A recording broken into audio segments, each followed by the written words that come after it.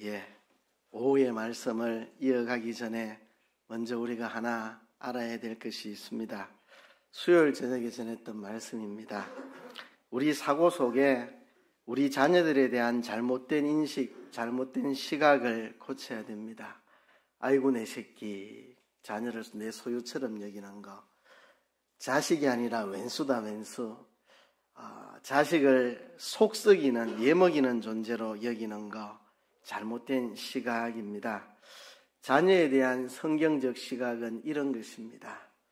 여호와의 기업으로, 상급으로, 하나님이 주신 축복으로, 그리고 영광으로 여기는 거, 이게 성경의 가르침입니다. 그래서 자녀는 축복입니다. 그 자체로 축복입니다. 뭘 잘해서가 아니고, 효도를 많이 해서가 아니고, 뭐 세상 출세를 해서가 아니고, 어떤 경우도 자녀는 하나님이 내게 주신 축복이라는 사실을 우리가 시인해야 되고, 자녀는 하나님의 것입니다.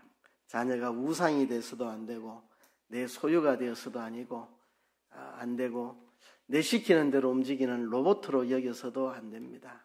자녀는 하나님의 것이다. 우리 이 사실을 명심을 해야 오늘 오후에 전하는 말씀도 가슴에 와닿을 수 있을 것입니다. 오늘 오전에는 자녀들에게 부탁을 했습니다.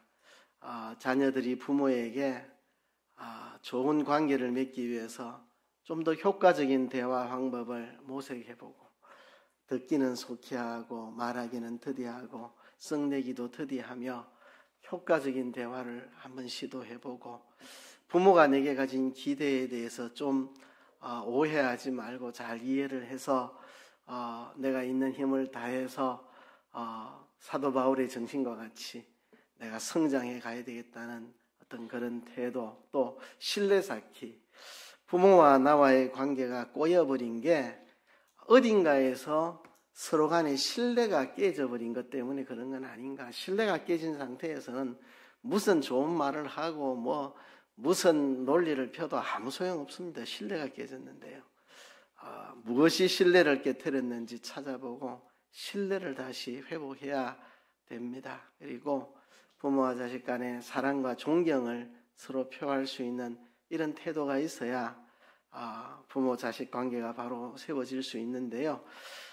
자녀들이 이 부분에 대해서 부모에게 먼저 시도해 볼 필요가 있지 않나는 이야기를 오전에 했고요. 이제 오후에는 부모 편에서 노력해야 될 부분들에 대해서 이야기하려고 합니다. 부모들이 자녀로부터 배우며 가르치는 부모가 되어야 합니다. 내가 일방적으로 자녀를 가르친다 생각하면 거기서부터 이제 문제가 생깁니다. 많은 부모들이 자녀들을 기르면서 진실한 고백을 하는 건 그겁니다. 내가 자녀를 키우면서 오히려 배우게 된다. 자녀를 키우면서 내가 자란다. 내가 변화된다. 자녀를 키우는 것 같지만 사실은 내가 커가는 과정이라. 이게 부모들의 진실한 고백입니다.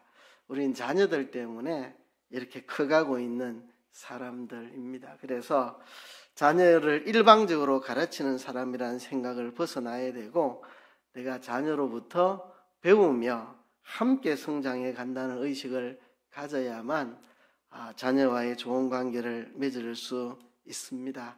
그래서 한 10가지 정도 간단하게 좀 이야기를 해보려고 합니다. 우선 이 10가지를 이야기하기 전에요, 자녀로부터 배우며 가르친다는 것은 부모만이 항상 옳다는 생각에서 벗어나는 겁니다. 부모의 기준만을 고집하지 않는 겁니다. 늘 새롭게 사고할 수 있는 열린 사고를 가지는 겁니다. 내 자녀에 대해서 적극적으로 알아가는 것이고요. 내 자녀들만 가지고 있는 소중한 자질들을 찾아 배워나가는 것입니다. 자녀에게 배울 점을 자꾸 찾아내는 거죠. 그래서 부모와 자녀가 서로 존중하는 겁니다. 자녀와 함께 같이 성장해 가는 겁니다. 자녀로부터 배우면서 가르치면 부모는 자녀의 알지 못했던 장점들을 많이 발견할 수 있습니다. 자녀에 대한 믿음이 커집니다. 자녀를 지혜롭게 잘 이끌 수 있고요. 자기 자녀에게는 자신감과 책임감을 심어줄 수 있습니다. 내 자녀가 자기의 잠재된 능력을 충분히 발휘할 수 있도록 만들어주는 겁니다. 그리고 자녀들도 부모를 신뢰하고 기꺼이 따르게 됩니다. 이 자녀에게 배우며 가르치는 부모가 되면 부모와 자식 간에 참 친밀해지고 서로 힘이 되고 어려움을 함께 극복하는 그런 관계가 될 것입니다. 이런 관계를 만들기 위해서 이 자녀로부터 배우면서 가르치는 부모가 되려면 한 10가지 정도 우리가 힘써야 될 것들이 있습니다. 간략하게 이야기해 볼게요. 첫째는 자녀를 통해 자기 자신을 돌아보고 변화하려는 노력을 해야 됩니다. 부모들이 자식을 볼 때 못마땅한 행동들이 많이 보이죠. 근데 그걸 통해서 자기 자신을 비추어 봐야 됩니다. 자녀의 모습은 정직한 거울입니다. 내 속에 저런 모습은 없는가? 많은 부모들이 이렇게 생각하죠. 어떻게 저런 놈이 내 뱃속에서 나왔나 이렇게, 그죠? 깊이 생각해 보세요. 그 잘못된 행동이 나에게는 있지 않는가? 나는 더 심하지 않는가? 한번 생각을 해보세요. 그죠? 어쩌면 자녀의 잘못된 문제, 나 때문일 수도 있다는 생각 한번 가져볼 필요가 있습니다. 자녀의 행동이 반복적으로 잘못되어 보일 때 무작정 꾸짖기보다는 내 자신을 살펴볼 필요가 있습니다. 자식은 정직한 거울입니다. 자식을 나무라기 전에 내 자신을 먼저 살펴보는 그런 자세를 우리가 가져야 됩니다. 자식을 뜯어 고치려고 하지 말고 먼저 내 자신이 변화되려는 노력이 있어야 됩니다. 자식을 지도하면서 내 속에 있는 부족함들이 자꾸 발견돼야 됩니다. 자식의 모습을 보면서 거울 삼아 내 안의 문제들을 자꾸 찾아서 고치는 노력을 하다 보면 자녀와 좋은 관계를 맺어갈 수 있습니다.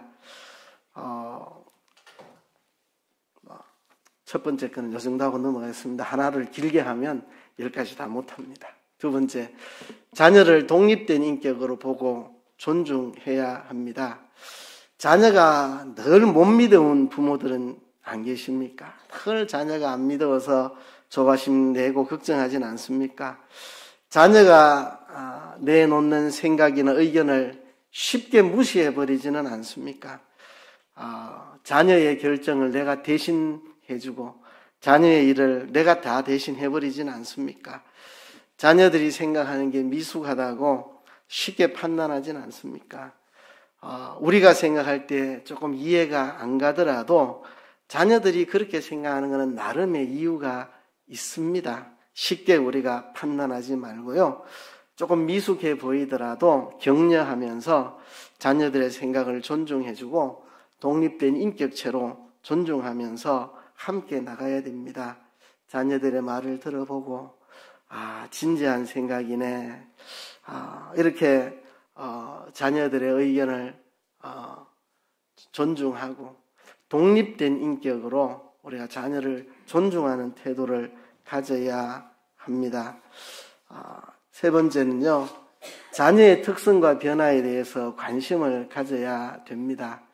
우리 사회가 자녀의 공부에 너무 집중하고 또 장성한 자녀들의 취업과 경제에 너무 관심을 갖고 정작 내 자녀의 개성이나 특징에 대해서는 별로 중요하게 살피지 않는 그런 문제들이 있습니다. 자녀들의 행동, 표정, 성격, 성향 이런 것들은 그냥 소홀히 여기고 어릴 때는 성적, 크면은 돈, 취업 이런 것만 생각을 하고 내 아들이, 내 딸이 갖는 독특한 성격에 대해서 잘 이해를 못하는 그런 경향이 많이 있습니다. 사실대로 말하면 기성세대들은 자녀들을 잘 모릅니다. 자녀들의 특징을 잘 몰라요. 그런 것을 잘 못 살핍니다. 내 자녀들의 특성과 성장 과정에서 변화되어 가는 과정에 관심을 좀 가지고 이해를 해야만 자녀들과 좋은 관계를 맺을 수 있습니다. 네 번째는 자녀에 대한 선입견을 버리고 자녀를 늘 새롭게 이해할 필요가 있습니다. 자녀의 행동이 마음에 안 들어서 미워질 때는 없습니까? 그런 생각을 자꾸 하다 보면 내 자녀의 진정한 장점과 가능성이 눈에 안 보입니다. 선입견을 버리고 늘 새로운 시각으로 자녀를 볼 때 내 자녀 속에 있는 긍정적인 면, 장점, 훌륭한 면 이런 것들이 눈에 보이기 시작합니다. 제가 브루스 윌킨슨 목사님이 쓴 책을 읽으면서 한 대목을 보고 많은 생각을 했습니다. 그 대목에서 넘어가지를 못하고 계속 많은 생각을 했습니다. 저도 이 교회에서 아이들 지도하다 보면 속을 무시하게 썩이는 아이들이 있습니다. 이놈 교회에 쫓아내지도 못하고 늘 말썽만 부리고 아주 속이 뒤집어지고 뭐 칭찬할 때라고 하나도 없고 이런 애들이 가끔 있습니다. 뭐 흔한 건 아닌데 가끔씩. 제가 20대 전도사 때 그런 애들이 한두 명 있어서 너무 힘들어서 1분도 주의 집중이 불가능한 이렇게 1분도 집중이 안 되는 아이, 어떻게 이 아이를 뭐 교회에서 쫓아내지도 못하고 어떻게 품기도 어렵고. 그런데 브루스 윌킨슨 목사님 책에 보면 그런 내용이 나와요. 어떤 엄마가 자기 아들 때문에 너무 속이 썩어서 상담하러 왔는데 브루스 윌킨슨 목사님이 당신 아들의 장점을 찾아봐라.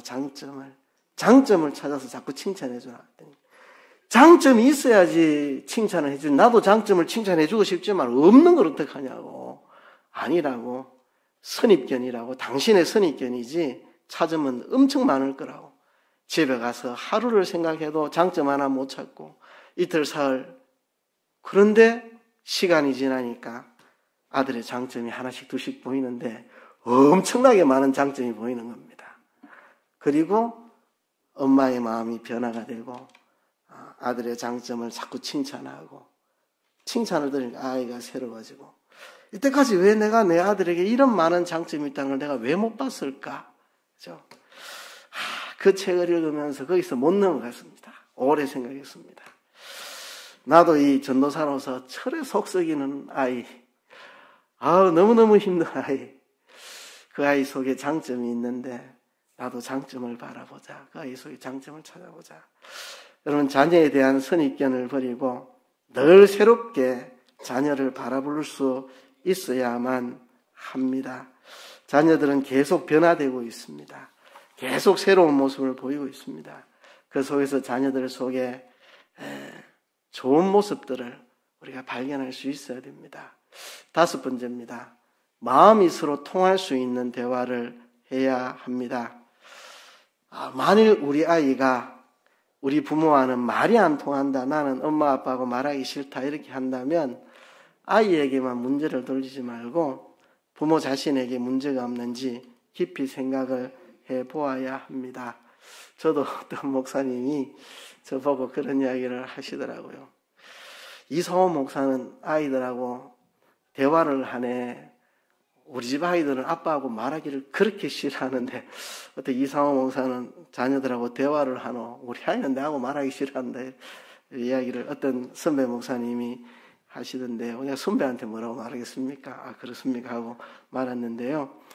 모르죠. 우리 아이들도 아이고 우리 아빠 고리탑답해가 이야기하기 싫다 이렇게 속으로 느끼고 있는지도 모르죠. 자녀들이 부모와 대화가 통한다는 느낌을 가질 수 있도록 부모가 그렇게 만들어 주어야 합니다. 자녀의 말을 경청한다고 해서 자녀가 요구한 대로 다 따라야 되는 건 아니잖아요. 그죠? 말을 경청하고 들어주는 것과 그대로 내가 해야 되는 거하고는 다른 이야기니까 생각이 다르더라도 좀 자녀의 마음을 들어줄 수 있는 자세. 그래서 자녀들이 볼 때 엄마랑 대화가 통한다, 아빠가 대화가 통한다, 엄마 아빠랑 말하고 싶다 이런 분위기가 될 수 있도록 서로 통할 수 있는 대화를 부모들이 해야 됩니다. 자식과 마음이 통하는 대화를 힘써야 됩니다. 아이 입장에서 생각하고 대화해야 됩니다. 저 아이 입장은 어떻겠나, 저 아이 상황에서는 어떻게 느끼겠나. 자녀의 입장에서 생각을 하고 대화를 해야 통할 수 있는 대화가 됩니다. 6번째입니다. 자신의 부족과 실수를 인정하고 노력해야 됩니다. 이게 제 또래 목사들한테는 그렇게 어렵지는 않습니다. 근데 저도 이제 선배 목사님들하고 지내보니까요, 저보다 뭐 한 10년, 20년, 30년 선배들은 이런 거 하기 어려워 하시더라고요. 실수를 후배들 앞에 인정하는 거 좀 힘들어 하시는 것 같더라고요. 아마 그 세대 어른들은 자녀들 앞에 완벽한 인간으로 있어야 된다는 생각을 하시는 건지, 자녀 앞에 자기의 잘못을 솔직하게 잘 시인을 못하고, 자녀가 부모의 잘못을 지적하고 나오면 변명하거나 화를 버럭내거나 좀 이렇게 하는 모습들이 많지 않나 생각을 합니다. 또 자녀 앞에 잘못을 인정하고 그래 네 말이 맞다, 아빠가 잘못했다 해놓고 고치려는 모습이 안 보이면 자식들이 또 부모에 대해서 등 돌립니다. 부모가 뭐 잘못이라 해놓고 고치려는 노력이 안 보인다 이러면 또 자식과 멀어집니다. 우리의 완벽한 모습을 자녀들이 원하는 게 아닙니다. 잘못을 인정하고 고쳐보려고 애쓰는 모습에 자녀들은 감동합니다. 아이고, 내가 아빠한테 슬쩍 말했는데 아빠가 그 고쳐보려고 부단히 애쓰네. 완벽하지 않아도 됩니다. 실수가 있어도 됩니다. 자녀의 말에 자신의 잘못을 시인하고 고치려고 노력하는 모습, 그것이 필요합니다. 그죠? 실수가 있을 때 용감하게 사과하고 고쳐나가는 거, 그렇게 해야만 자녀와 소통이 가능합니다. 잠깐만, 제가 반대로 눌렀나요? 7번째입니다. 자녀에 대한 여러 사람의 의견을 들어라. 이런 우물 안에 개구리가 되면 안 됩니다. 내 자녀를 볼 때 내 좁은 시각으로 내 자녀를 판단하지 말고 더 많은 사람들의 조언을 들을 필요가 있습니다. 옛날 분들은 내 자녀에 대해서 남들이 뭐라 말하면 좀 고깝게 듣고 좀 불쾌하게 생각하고 길을 틀어 막으려고 하거나, 또 듣고 나서 자식한테 가서 네 어떻게 행동해가지고 내가 저 사람들한테 이런 소리를 들어야 되노, 막 이렇게 자식들에 가서 풀어버리고 이러면 이건 최악입니다. 최악. 그죠? 내 자녀에 대해서 내가 보는 견해하고 다른 사람의 견해하고 다를 수 있습니다. 그러면 좀 귀담아 듣고, 내가 내 자녀를 이렇게 파악하고 이해하는 게 좀 문제가 있구나. 자꾸 내가 우물 안에 개구리가 되지 않도록 그래 해야 되고, 내 자녀에 대해서 다른 사람들이 하는 이야기를 들을 때 내가 네 때문에 남들 앞에서 자존심 꾸겼다 이렇게 자녀들 공격하면 안 됩니다. 그렇게 공격하면 자녀와 관계를 망가뜨리는 겁니다. 언제든지 내 자녀에 대해서 내가 생각하는 게 너무 좁으니까 주변의 조언들을 듣고 좀 폭넓게 이해할 수 있도록 힘을 써야 됩니다. 그리고 8번째, 자녀와 가까우면서도 협조하는 관계를 맺어야 됩니다. 내 자녀가 고민이 있을 때 부모를 찾지 않고 딴 사람을 찾아가면 내가 자녀와 가깝지 못하구나, 자녀와 마음 열린 대화를 못하는구나, 그렇게 자기를 반성해야 됩니다. 물론 뭐 자녀가 항상 부모와 상의해야 되는 건 아니죠. 친구와 또 다른 스승들, 좋은 분들과 폭넓은 이 관계를 맺고 살아가는 겁니다. 꼭 뭐 부모와만 상담해야 되는 건 아닌데, 아예 부모는 제껴놓고 다른 데에서만 고민을 이야기한다면 부모가 자식과 바른 관계를 맺고 있는 게 아니죠. 그래서 자녀가 부모를 편안하게 만나서 속 이야기를 하고 상담을 하고 같이 문제를 풀어나갈 수 있는 그런 부모가 되어야 합니다. 자녀에게 든든하고 편안한 친구 같은 부모가 되어야 합니다. 아이들 어릴 때는 뭐 스스로 못하니까 지도하고 통제하는 것도 필요하겠지만, 어느 정도 성장하면 이제 자녀의 곁에서 친구같이 편안하게 함께 고민하는 부모가 되어줘야 됩니다. 크고 작은 일을 의논할 때 자녀들도 참여시키고, 자녀들도 자기들의 고민을 부모와 함께 할 수 있는 그런 관계를 만들어 나가야 됩니다. 9번째는요, 자녀가 살고 있는 사회에 대해서 폭넓게 알아나가야 됩니다. 세상이 자꾸 변하고 시대가 변합니다. 그러니까 자녀들이 살고 있는 세상이 어떤 세상인지 이해를 못하면 이제 자녀를 이해하지 못합니다. 자녀들이 어디에 가고 어떤 일을 하고 무엇을 좋아하고 자녀들이 살고 있는 세상의 모습을 우리가 알아야 합니다. 급변하는 세상 속에서 아이들이 살아가고 있는, 내 자녀들이 살아가고 있는 이 시대를 이해를 해야 됩니다. 좀 자신이 없긴 하죠. 요즘 세대 변화되는 세상을 따라가기에는 내가 나이가 너무 들었고 힘들다는 이런 생각이 있지만 늦었다 생각하지 말고 과감하게 새로운 것들을 배워나갈 필요가 있습니다. 저도요, 우리 아이들 어릴 때는 늘 뭔가 새로운 걸 가르쳐주는 아빠였는데 이제 뭐 벌써, 지금이 아니고 벌써 오래전부터 아이들에게 새로운 것을 물어보고 배우는 입장이 되었습니다. 그래서 아이들이 살아가고 있는 넓은 세상, 변화된 세상을 나도 배우려고 하고 알아가려고 하고, 그래야 자녀들과 같이 호흡을 맞추어서 인생을 같이 걸어갈 수 있잖아요. 그래서 우리 자녀가 살고 있는 더 넓은 세상을 폭넓게 이해할 수 있도록 그렇게 해야 합니다. 마지막 10번째입니다. 자녀의 동료에게도 좋은 부모가 되어주라. 제가 참 이 부분에 대해서 한이 맺힌 사람입니다. 제가 아주 싫어하는 게 가족 이기주의 되게 싫어합니다. 가족끼리 사랑한다는 건 너무 좋고 가족끼리 소중히 여기고 서로 단합하고 너무 좋습니다. 그러나 가족 이기주의가 되는 것은 저는 아주 싫어합니다. 내 자식만 잘 되면 되고 내 자식만 잘 먹이면 되고 내 자식만 출세시키면 되고, 그렇죠? 이게 우리 사회를 병들게 하는 거죠. 그렇죠? 내 자녀의 동료들에게도 좋은 부모가 되어줘야 됩니다. 맛있는 거 있으면 내 아이 입에만 넣어주지 말고 그 동료들까지 다 먹여주고 이렇게 해야 됩니다. 외국 속담에 이런 말이 있습니다. 한 아이를 키우기 위해서는 한 마을이 필요하다. 한 아이를 키우는데 한 마을이 필요합니다. 학교도 있어야 되고 놀이터도 있어야 되고, 그렇죠? 한 아이를 키우는데 한 마을이 필요합니다. 마음씨 좋은 이웃집 아저씨도 있어야 되고, 그렇죠? 친절한 학교 선생님도 있어야 되고, 한 아이를 키우는데 한 동네가 필요합니다. 그렇죠? 우리 모두가 한 아이의 부모가 되어줘야 됩니다. 우리 교회도 어린이들도 있고 청소년들도 있고 청년들이 있는데요. 우리 전체가 그 아이의 부모와 같은 역할을 해줘야 됩니다.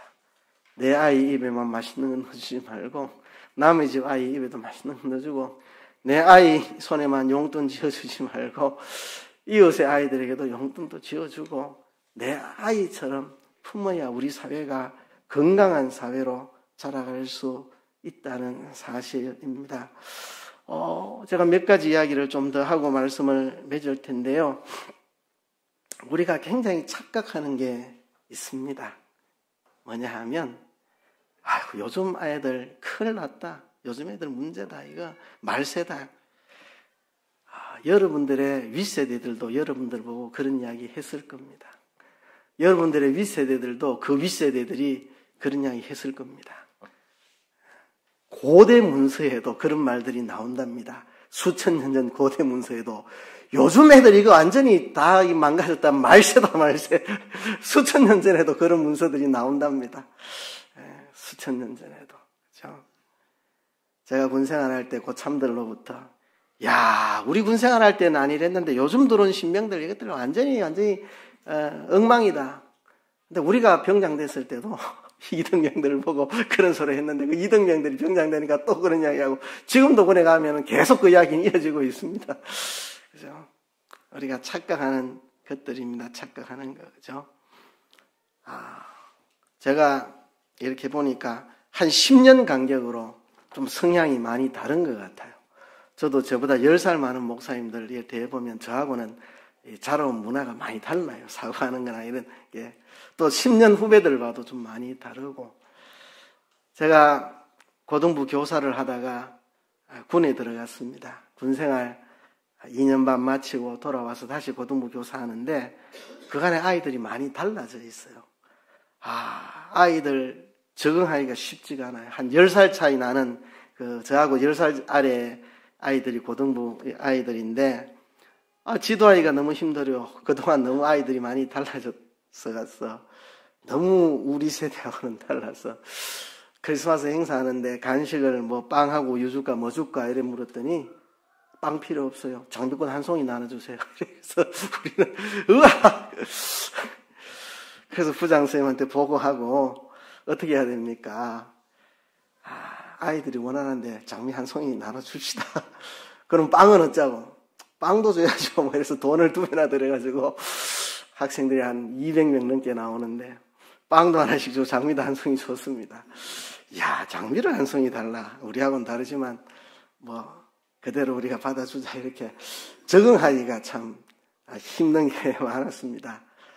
그런데요, 그 또래가 지금 목사가 돼가지고 저는 50대 목사고 40대 목사들이 됐는데 40대 목사들 참 잘해요. 우리 교단에 40대 목사들이 정말 목회를 잘해요. 여러분, 자꾸 기성세대들이 다음 세대를 보고 아이고 요즘 애들은 뭐 예의도 없고 뭐도 없고 뭐 큰일 났다 하지만 여러분 생각처럼 그렇지 않습니다. 잘해요. 예. 뭐 기성세대들이 다음 세대를 보고 이제 말세다 말세 그래 하지만 우리 사회 정치판을 보세요. 정말 썩은 정치하는 건 다 기성세대들입니다. 부끄럽게 생각해야 되죠. 그렇죠? 50대, 60대들은 보수를 지지하는 사람들, 보수가 아무리 잘못된 일 해도 보수 지지입니다. 진보 지지하는 사람, 진보가 어떤 잘못된 일 해도 진보 지지입니다. 20대, 30대는 안 그래요. 보수 지지하다가 보수가 잘못되면 진보로 가고, 진보 지지하다가 진보 잘못되면 보수로 오고, 20, 30대가 합리적인 것 같아요. 50대, 60대는 왜 그런지 편을 딱 갈라가지고 옮기질 않아요. 기성세대들이 잘못 보여주는 게 얼마나 많습니까? 우리 다음 세대들이 다 허물어졌다, 말세다, 그래 말할 거 아닙니다. 벌써 제가 20대 때니까, 그죠? 뭐 한 25년 전입니다. 교단의 청소년 수련을 시작할 때 첫 번째 제가 강사로 섰는데요. 그때보다 지금 청소년들이 더 열심히 잘해요, 가보면. 세상이 이렇게 무조건 허물어져 가는 것만은 아닙니다. 지금 아이들이 수련회 가보면 정말 열심히 잘 참여하고 좋아요. 그러니까요, 우리가 다음 세대를 보는 좀 시각들이 바뀌어야 된다고 생각을 합니다. 세대마다 좀 다른 성향들이 있습니다. 누군가 이런 글을 써놨는데 제가 읽어보니까 좀 공감이 가서 한번 읽어볼게요. 기성세대는 인격을 갖추는 것이 우선이라고 생각합니다. 이성적이고 의지가 강한 사람을 좋게 봅니다. 옳고 바른 일을 하는 것이 중요하다고 생각합니다. 말이나 행동, 옷차림에서 남의 시선을 늘 염두에 둡니다. 나 자신보다 가족이나 내가 속한 집단을 먼저 생각합니다. 어른들은 어른이기 때문에 마땅히 존경받아야 한다고 생각합니다. 무난하고 안전하게 사는 것이 좋다고 생각합니다. 무조건 아끼는 것이 미덕이라고 생각합니다. 젊었을 때 고생은 가치 있다고 생각합니다. 남에게 존경받는 직업을 추구합니다. 그렇지만 새로운 세대들은 멋과 개성을 추구하는 것이 더 중요하다고 생각합니다. 감상적이고 열정적이며 창의적인 사람을 좋게 봅니다. 자기가 하고 싶은 일을 하는 것이 중요하다고 생각합니다. 남을 별로 의식하지 않고 스스럼없이 자기를 표현합니다. 가족이나 내가 속한 집단보다 나 자신을 먼저 생각합니다. 단지 어른이라는 이유로 어른을 존경해야 한다고 생각하지 않습니다. 안전하게 살기보다는 모험이 따르더라도 새로움을 추구하며 사는 것이 좋다고 생각합니다. 무조건 절약하는 것보다 나 자신에게 필요한 일에는 돈을 쓸 수도 있다고 생각합니다. 고생은 하지 않을수록 좋다고 생각합니다. 내가 좋아하는 일을 할 수 있는 직업을 추구합니다. 기성세대와 새로운 세대의 차이를 이렇게 이야기해 놨는데요. 기성세대와 새로운 세대들 상당히 다릅니다. 우리가 다른 것을 인정하고 들어가야 됩니다. 우리가 양극단을 피해야 됩니다. 하나는 절대성을 부정하는 것. 절대는 없다. 모든 건 상대적이다. 네가 옳고 난 내가 옳고 절대적으로 옳은 건 없다. 이렇게 나가는 것은 굉장히 상대주의, 위험한 거죠. 기독교는 절대가 있습니다. 하나님 말씀이 절대적인 거죠. 그러나 그 절대적인 것 안에 또 다양성이 있습니다. 다양성. 그죠? 다양성. 세대마다 제가 뭐 기성세대, 새로운 세대에 둘로 갈랐지만 제가 보니까 한 10살만 차이 나도 다른 특성들이 눈에 팍팍 띄어요. 그죠? 우리가 진리 안에서 서로 다름을 갖고 있다는 것을 인정해야 합니다. 변치 않는 진리도 붙잡고 그 안에서 다양성, 성경이 그걸 말합니다. 성령이 우리를 하나 되게 하신 것을 이야기하고 그 하나됨 안에서 서로 다른 지체, 다른 은사, 다른 재능이 있다는 것을 성경이 말하고 있거든요. 그래서 통일성 안에서의 다양성을 우리가 잃어버리면 안 됩니다. 우리가 그 다름을 이해하지 못하면 세대 간의 아름다운 교통을 나눌 수가 없다는 것입니다. 세대 간의 다른 특징들을 잘 이해해야 합니다. 옛날 시대에는 어른이라는 것만으로 존경했습니다. 무조건 처음 보는 분들도 고개 숙이고 존댓말 써가지고 존중하고. 근데 지금 세대는 그런 세대가 아닙니다. 그죠? 그런데요, 아이들이 내한테 인사 잘 하지 않는 아이들, 제가 맛있는 거 주고 안아주고 기호해주고 선물 주고 자꾸 해주니까 저한테 와서 인사 잘 하더라고요. 그러니까 우리가 다음 세대들을 잘 이해를 하고 세대 간의 이해가 있어야 됩니다. 다음 세대들도 기성세대를 이해하고 그런 게 있어야 됩니다. 저도요, 30년 전에 40년 전에 기성세대의 문제점들을 지적했던 사람인데 지금 이제 후배들에게 옛세대로 취급당하면서 문제점을 지적받고 있는 사람으로 지금 됐습니다. 여기 있는 우리 젊은이들도 마찬가지일 겁니다. 지금 기성세대의 문제점을 지적하지만 여러분들도 오래지 않아서 여러분 후배들에게 참 우리 아버지 세대는 말 한 통 안에 그런 이야기를 여러분들도 머지않아서 듣습니다. 저도 젊었을 때 참신한 사람이라 생각했고 기성세대의 문제점을 날카롭게 지적하고 그렇게 했던 사람입니다. 그러나 지금은 후배들에게 아이고 옛세대다 이런 소리 듣는 사람이 됐습니다. 여기 있는 젊은이들도 그 시간이 얼마 있지 않으면 옵니다.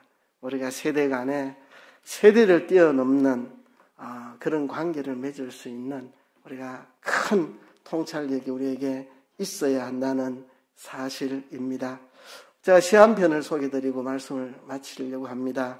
칼릴 지브란이 쓴 책에 나오는 이야기입니다. 그대의 아이라고 해서 그대의 아이는 아니요. 아이들은 스스로 갈망하는 삶의 딸이며 아들이니 아이들이 그대를 거쳐왔을 뿐 그대로부터 온 것은 아니요. 그러므로 아이들이 지금 그대와 함께 있을지라도 그대에 속해 있는 것은 아니요. 그대는 아이들에게 사랑을 줄 수는 있으나 그대의 생각까지 줄 수는 없다오. 왜냐하면 아이들에게는 그들 자신의 생각이 있기 때문이요. 그대는 아이들에게 육신이 머무를 집을 줄 수는 있으나 영혼이 머무를 집은 줄 수 없다오. 왜냐하면 아이들의 영혼은 그대가 꿈속에서라도 찾아갈 수 없는 내일의 집에 살고 있기 때문이요.